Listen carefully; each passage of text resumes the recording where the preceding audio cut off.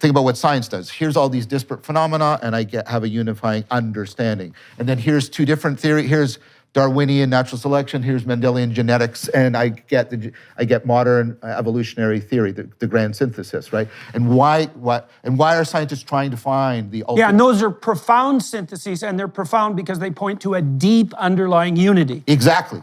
And this is the Neoplatonic argument. And then you add in the argument I did at length in Ralston. If reality isn't, or if that fundamental grammar of intelligibility doesn't conform to a fundamental grammar. Yes, right. We are doomed. We are doomed to a radical solipsism, So it's not. You can't.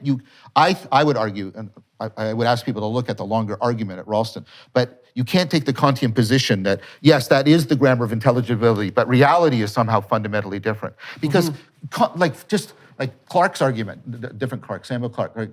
Like Kant presupposes the existence of other minds with an epistemology that gives him no way of acknowledging the existence of other minds. Why is he writing the damn critique if he doesn't think, why is he upset when he doesn't get the reception? Because he believes that there are other minds, right, that and they're real and they're out there, and he somehow has access to them, and they have alternative frame. Right, so his implicit presuppositions and his explicit presuppositions don't match. He's in a performative contradiction, like Whitehead talks about. Yes. And so so the Neoplatonic argument is not the particulars, but the grammar of intelligibility and the grammar of reality have to ultimately. Okay. So this is actually really why I wanted to talk to you today. So this issue here. So I did a lecture for Ralston as well at Ephesus on the Greek idea of the logos. Yes. Yeah. So okay. So I want to ask you some questions about this, and I suppose this has something to do possibly with Neoplatonism and Buddhism and Christianity.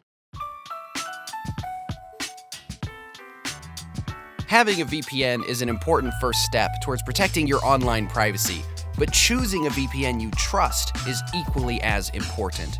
We here at Daily Wire Plus choose ExpressVPN to secure our internet connection because unlike other cheap or free VPNs that make money by selling your data to advertisers, ExpressVPN has developed a technology that makes it impossible for their servers to store your data. ExpressVPN is the only VPN you can really trust. Plus, using ExpressVPN doesn't slow your internet connection. Their new lightweight protocol makes user speeds faster than ever. You can even stream HD videos with zero buffering. As complicated as all that might sound, ExpressVPN is incredibly easy to use. Just fire up the app and tap one button to connect. It's no wonder why CNET, Business Insider, The Verge, and many other tech journals rate ExpressVPN the #1 VPN in the world. Protect your online activity with the VPN we trust here at Daily Wire Plus. Visit expressvpn.com/JordanYT right now and find out how you can get 3 months of ExpressVPN for free. That's expressvpn.com/JordanYT. expressvpn.com/JordanYT. We'll open with the question about what might constitute this ultimate unity. Now, you could think about it as a phenomenological unity in some sense and put it in the objective space, but I want to make a different case. So I think the ultimate unity is better conceptualized as something that you might term a spirit, and we can get into your discussion. Yeah, Jonathan, yeah. Okay. So a spirit is an animating principle or a set of animating principles. Yes. And a universal spirit would be the same set of animating principles animating a lot of people simultaneously, yes, right? Yes. So it's like a meme in the Dawkins sense, right? It's like a hyper meme. And so the question is, well, why should you conceptualize that as a spirit? So let me offer a proposition about what's happening in the biblical corpus. Okay. So there's some attempt to specify the implicit unity. And the way the biblical corpus does that is by laying out a sequence of narratives. And the narratives stress a different ultimate unity. Right. So, for example, in the story of Noah, here's the unity that's being pointed to. So you have Noah characterized as someone who's a wise man for his time and place, which is all any of us could hope for. Yeah. Now, Noah has an intuition that the storms are coming, and he has faith in the intuition and acts on it. And then God is characterized as the source of the intuition. And faith, in Noah's case, is characterized as the willingness to abide by that intuition.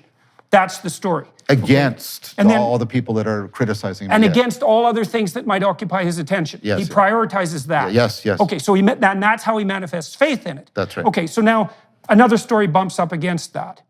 And the next story is the Tower of Babel. Yeah. And they're very different narrative. And so what you have here is this, and this is actually related to this problem of criticality, but we won't go into that. You have this proposition that human beings can build these towers of abstraction that can become totalitarian in Yes, their essence, yes, right? yes. And that God punishes that. Yeah, he And he fragments them. He fragments it and makes people confused. Yeah. Okay, so now that's a very different picture of God, Yes, yeah. the Noah God. Yeah. Okay, but they're contiguous. Yeah. They call that metonymy. Yeah. So there's an implication by juxtaposition that there's an identity between those two different things, Yeah. but they're very diverse. Okay, so then I'll just do two more of these. So Yeah. then you have the story of Abraham. Yeah. Abraham is a slow starter, right? So he's very wealthy. His parents are wealthy. He lives a very privileged and sheltered life. But a spirit makes itself manifest to him, and the spirit is the call to adventure. And so God in the Abrahamic story is the spirit that calls even the comfortable out to the catastrophic adventure of their life. yeah. And that's juxtaposed against these other two spirits. Then you have, let's say, Moses. Now you have a different characterization of the ultimate unity. And the ultimate unity in the story of Moses is the unity that announces itself in the burning bush, but also the spirit that punishes the tyrant Yeah. and that calls the slaves out of slavery. And Okay, so now, the open future too. meaning? The gods of Egypt are gods of location and function. The God of Moses, and even more, so this is a development of the God of Abraham. The God of Moses travels with people through space and time into an open future that they Right. make. Okay, and that's a reference, as far as I can tell, back to the opening lines of Genesis, because God characterizes himself at the beginning of the book of Genesis, I think, in terms that are very much akin to the terms we've been using to describe consciousness itself, because God is the thing that confronts the pluripotential chaos, and that's really, if you look at what's the word, tohu vabohu, that's really what it means. It means pluripotential chaos. It's something like that. He confronts that pluripotential chaos and generates the habitable order that is good out of it, and that's the image of God in man. Those are identified as the same thing. And this is so crucial because it also implies, so one of the questions my students used to always ask me is, how do you know that what you're teaching us isn't just another ideology? Because I was trying to teach counter-ideology, and that's a really good question, right? It's the question right now. It is the question. But if imagine that you could have a story that concentrates on the process by which functional stories are generated. Well, this is what I wanted to say to you. I think what you're getting, I mean, a spirit is something like a multiply realizable, generative function. What I mean by that is you're trying to find the through line. Each one of think about, remember I did the multidimensional opponent processing? Each one of these narratives is an opponent processing. Right, it's Cain versus Abel. Yeah, and there's this, but there's also, there's Egypt versus the promised land. Egypt is conflict.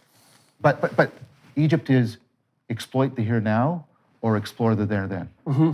That we talked about at the core of relevance. Remember, they talk about the flesh pots of Egypt as but if we stay here, there's so much we could just exploit. But you're enslaved. Well, that's what the Israelites get nostalgic about when they're in the desert too. Right? Their immediate needs are no longer being gratified, and that causes them to become faithless and fractious. So what I'm suggesting to you is, I'll just use the Exodus story though, as one of, but all of them, I would argue, what myth is always doing, or often doing, and Levi-Strauss had sort of a sense of this with structuralism, but what it's doing is it's pointing you to opponent processing.